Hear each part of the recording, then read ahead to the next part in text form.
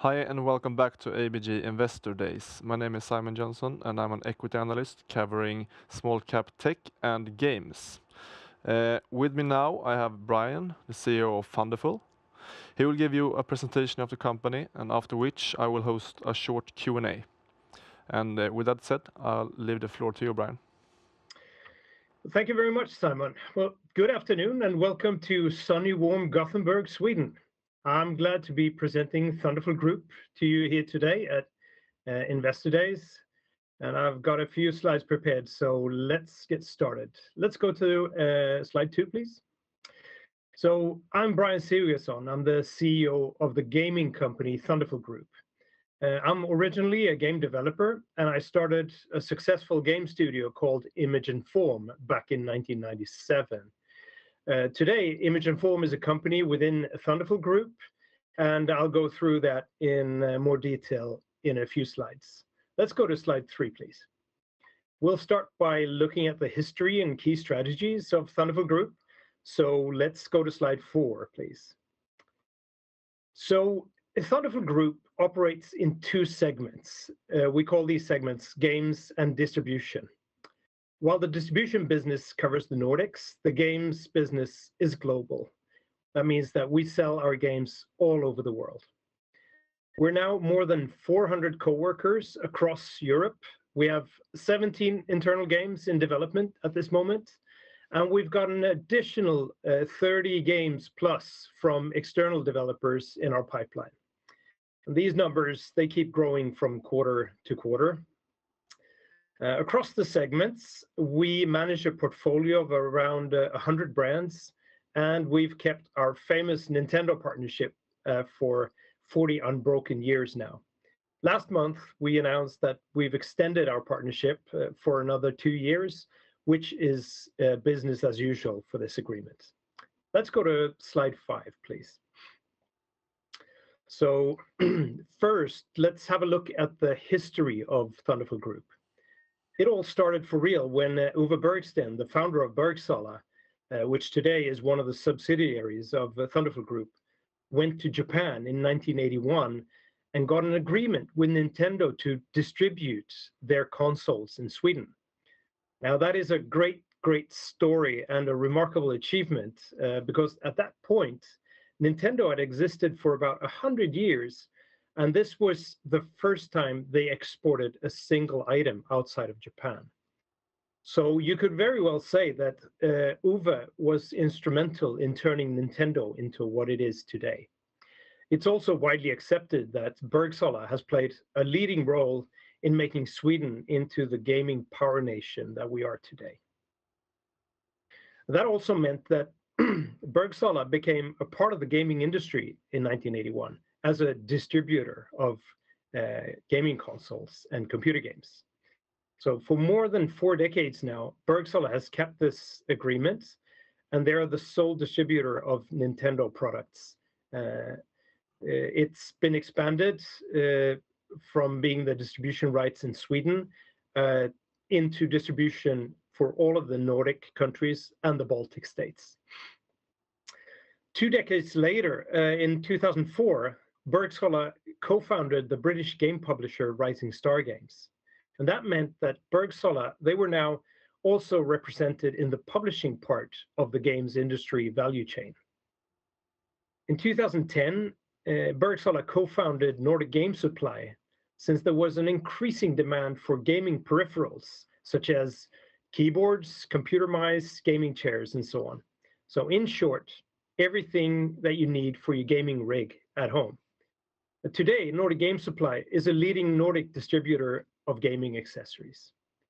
And then the year after that, in 2011, I myself became a part of the family when Bergsala acquired half of my studio, Image & Form. At that time, the group was loosely fit together with Bergsala co-owning companies together with separate co-owners for each company. So ever since then, I've been working to find and make use of synergies between the companies within the group. Also, the fact that Bergsala acquired Image & Form meant that the Bergsala group of companies were then represented in all parts of the value chain in the games industry. So game development, game publishing, and distribution of games and gaming accessories. In 2012, Bergsala co-founded Amo Toys Scandinavia, which added a toy distribution company to the group. Today, Amo Toys is one of the most profitable toy distributors in the Nordics. In 2017, it was time to start consolidating the ownership of the companies. And so we created a company called Thunderful AB as a top company for the game development and game publishing side of the family. And then in 2019, we consolidated all of the companies into Thunderful Group. So we created a top company that owned all of the companies within the group. It took some work, but the result was a company group where we moved all of the previous co-owners to the top. And suddenly every owner was interested in every company in the group, which gave us great momentum going forward. In 2020, we saw strong developments, and the next logical step was to list Thunderful Group. And we went to Nasdaq First North Premier in Stockholm. We did this in December 2020. From around the time of the IPO, we accelerated our M&A activities. So during 2020 and 2021, we acquired 8 companies, all involved in one way or another in the gaming industry. And they are spread across Western Europe, in Sweden, England, Germany, and Spain. So let's go to slide 6, please.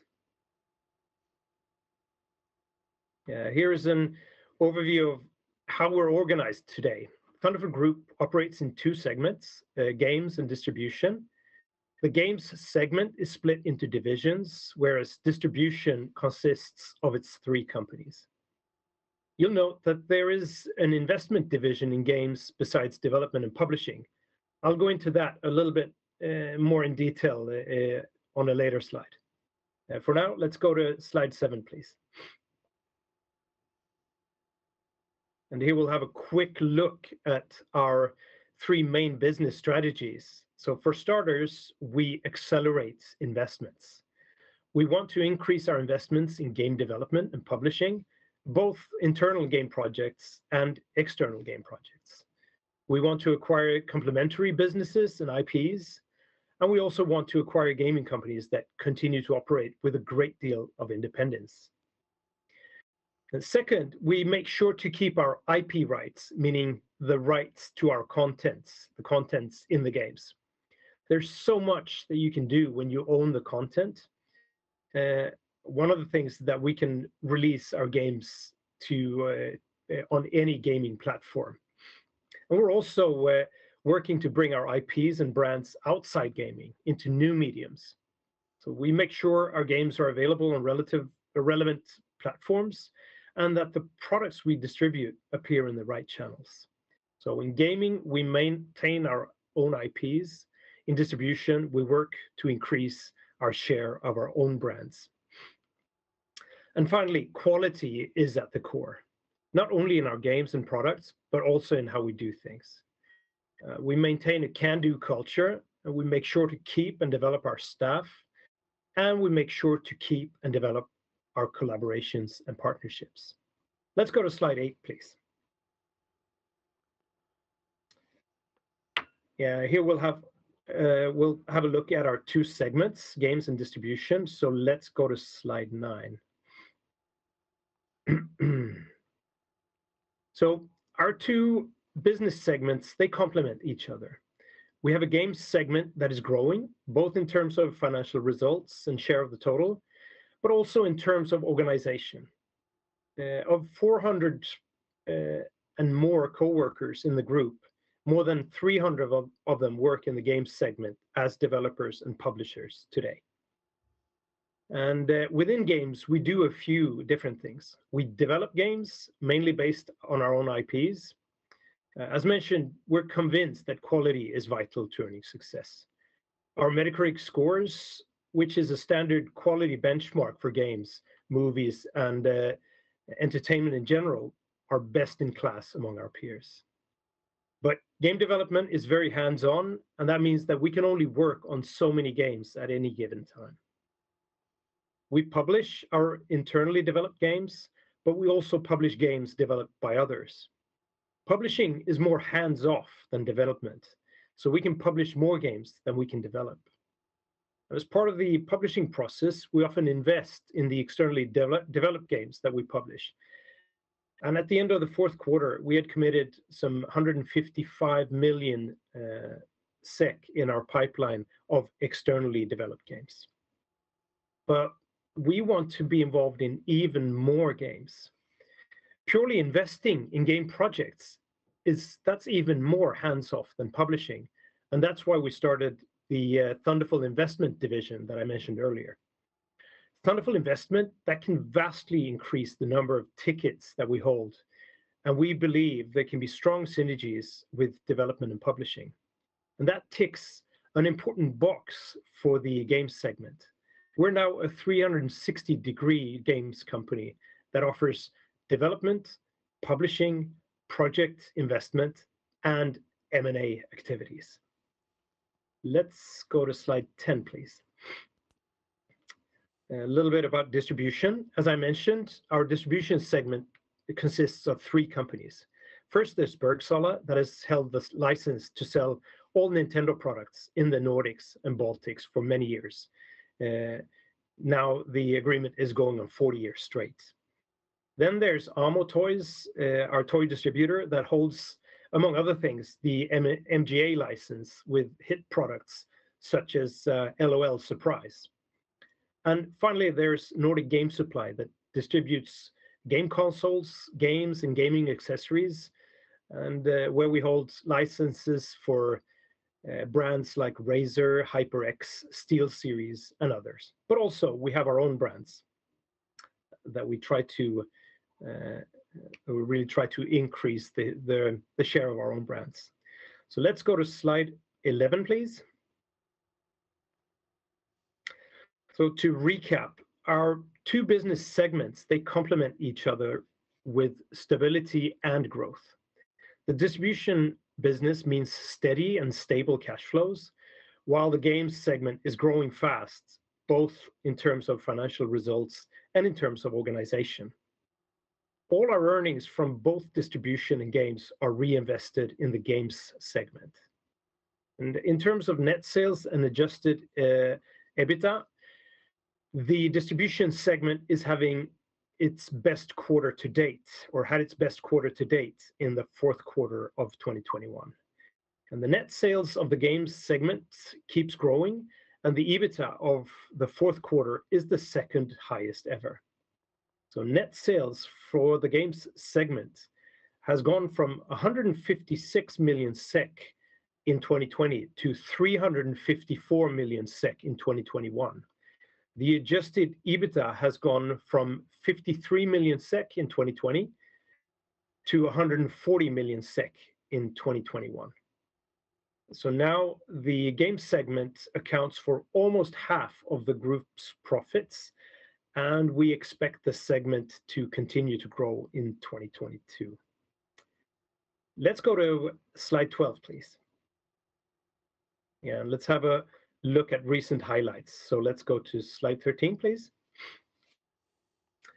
So the fourth quarter of 2021 is Thunderful Group's strongest consolidated quarter so far, both in terms of net sales and EBITDA. We acquired 2 exciting gaming companies in the fourth quarter. These are Robot Teddy, which today is a business development and strategy partner to very successful game developers. They'll drive a lot of business for us going forward. And then there's Early Morning Studio, which is our first acquisition in the mobile space and games as a service. Their next title, Vendir, is due out this spring. Robot Teddy will head up the new Thunderful investment division that I mentioned earlier. There is a lot of good business to be had from investing in game projects, in addition to our internal development and publishing business. As one part of these investment efforts, we've also strengthened the senior leadership within the game segment, with recruitments from both Xbox and PlayStation. And that means that our relations to platforms and services are much stronger than before. And going forward, I believe that those kinds of relations will be more important than ever. In general, I believe that future gaming revenues for developers and publishers like ourselves will be less dependent on transactions and unit sales, and will revolve more around deals with platforms and subscription services, like we see for movies, TV series, and music. And we think we're well positioned for that shift. Speaking of publishing, we announced several new games in November via an event called Thunderful World. A bit more about that on the next slide. So let's go to slide 14, please. So in November, we hosted Thunderful World, a global and very successful half-hour-long digital broadcast where we highlighted our coming lineup of games. So among the 16 games that we showed, we had 6 world premieres.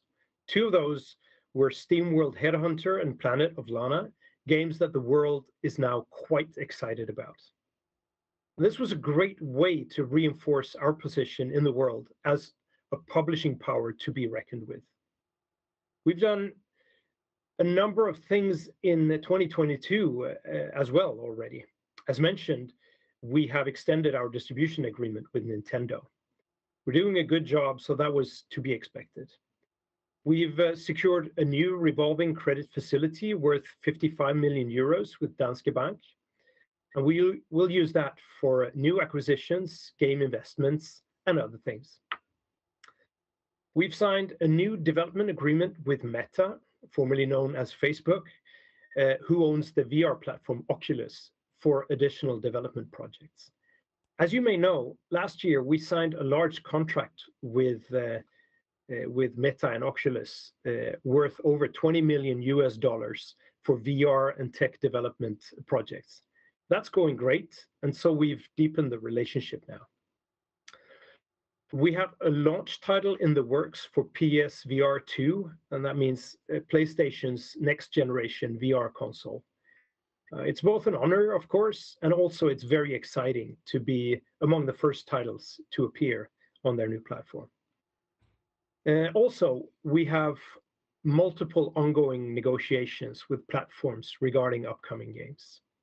I mentioned that I'm convinced that direct deals with subscription services and platforms will become increasingly important going forward. And I think we have good reason to feel optimistic about that. So let's summarize this and go to slide 15, please.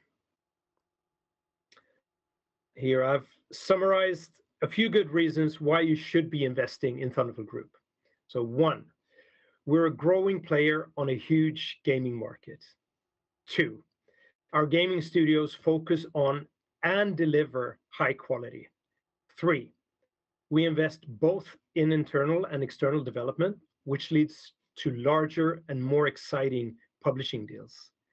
4, our distribution companies are in leading positions on the Nordic markets. 5, our companies run diverse businesses with a unified purpose, and that is to grow as a gaming company. 6, as our business segments generate strong cash flows, we are both safe and sound and a forward-leaning growth company. And finally, 7, in every company in the group, the people leading this group are entrepreneurs that have significant skin in the game. And that's the end of this presentation. Thank you very much for tuning in. Thank you, Brian, for that presentation. Let's turn to the Q&A, and I would like to start off with the business model and the partnerships with platforms, which I think is a very interesting model. And you focus a lot on that with partnerships with platforms like Xbox, Meta, Sony, etc. And they are currently investing heavily in their subscription models. And to me, this is a new way of monetizing games, basically. And could you maybe explain, for those who don't know, what your partnership with Xbox and Meta look like, and how you are compensated, and who is in control of the IPs, etc.? Yeah, that's very good. So we are talking about a shift in certain areas of the gaming industry where we think that we are very well positioned. And the shift is that some of the platform owners, such as Microsoft with Xbox and Sony with PlayStation, and Epic with the Epic Store, and Meta with Oculus for VR and so on, where these players are, they are focusing on business models where we will strike deals with them upfront before the games are launched on their platforms, meaning when the games are still in early stages of development. So we sit down and show our entire lineup to these players, and they come back to us and tell us which games they are interested in having on their platforms or on their service. As I mentioned in the presentation, I believe that this is one wave of the future. This is one of the paths that gaming will take in the future, where some of the big platforms, they're going to grow their subscription services. For example, Xbox is working very hard with Game Pass, and PlayStation is working very hard with PlayStation Plus, and so on. And this type of deal, so that they can secure really strong content for their platforms, is going to be more important going forward. We're in a good position because I feel that we have strong people in the leadership team negotiating for us when it comes to our lineup, but also because we have always focused on quality, and our games are typically received very well. And that means that the platforms and the subscription services, they can feel secure that when they are signing up a Thunderful game, they know that they're getting quality content for their platform, which is very important for them, because if quality starts thinning out on the subscription services, they lose their validity going down the line. They need to keep quality high, and so we're in a good position. I should also note that some of the players are not going this way. Like Nintendo is have always worked very hard with store presence, and they will continue to be a premium provider, meaning that they will continue to sell physical games sold in stores, and also the games they sell digitally. There are no signs that they are working on a subscription model of their own that is going to compete with the eShop that they are running digitally, or the physical sales that they have in stores. Also, the PC gaming platform Steam isn't showing signs of implementing a subscription service. So there will be some of the players will continue working with unit sales, but some of them are working very hard to diminish the dependence on unit sales at launch.